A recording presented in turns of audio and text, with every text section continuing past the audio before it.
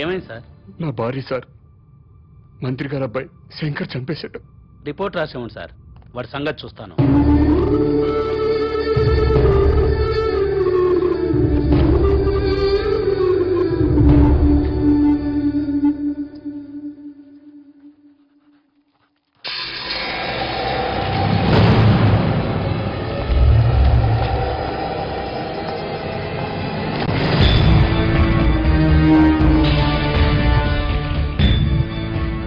ఏం జరిగింది? ఇతని వైఫ్ సార్, మినిస్టర్ గారు అబ్బాయి మర్డర్ చేశాడు.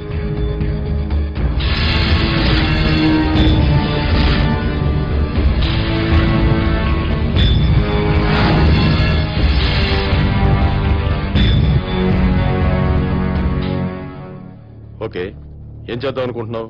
రిపోర్ట్ రాసిమ్మన్నాను సార్. కేసు బుక్ చేయడానికా? Yes sir. ఇతను ఎవరైనా కేసు బుక్ చేస్తావు? ఇతను ఏ రిపోర్ట్ ఇచ్చినా చెల్లదు.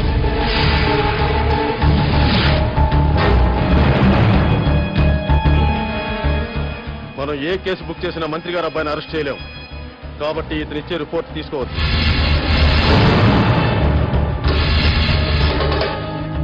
ఎందుకని సార్?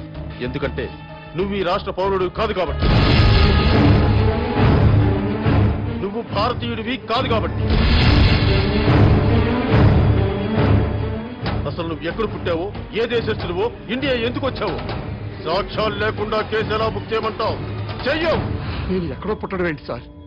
వేరే ఏ దేశంలోనూ పుడితే నేను తెలుగు ఎలా మాట్లాడతాను సార్? తెలుగు మాట్లాడితే ఆంధ్ర వాడు అయిపోతావా? రాయలసీమ వాడు అయిపోతావా? తెలంగాణ వాడు అయిపోతావా? నా కొడుకు ఇంగ్లీష్ మీడియంలో చదువుతున్నాడు, ఇంగ్లీషే మాట్లాడతాడు.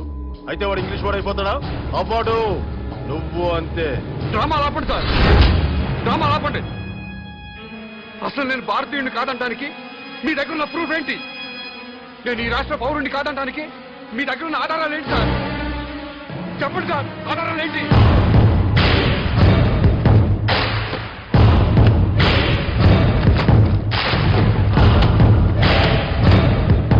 ఇది ఓటర్ల లిస్టు.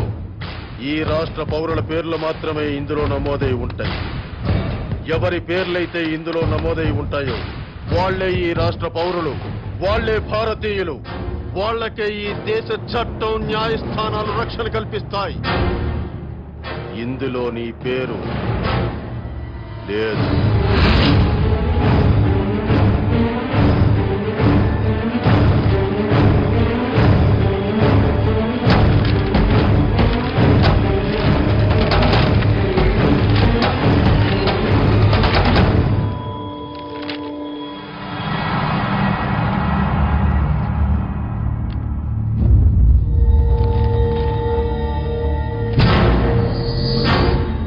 ఓటరు గుర్తింపు కార్డు ఉన్నా ఈ ఓటర్ లిస్టులో నీ పేరు లేకపోతే ఓటు వెయ్యనివ్వదు.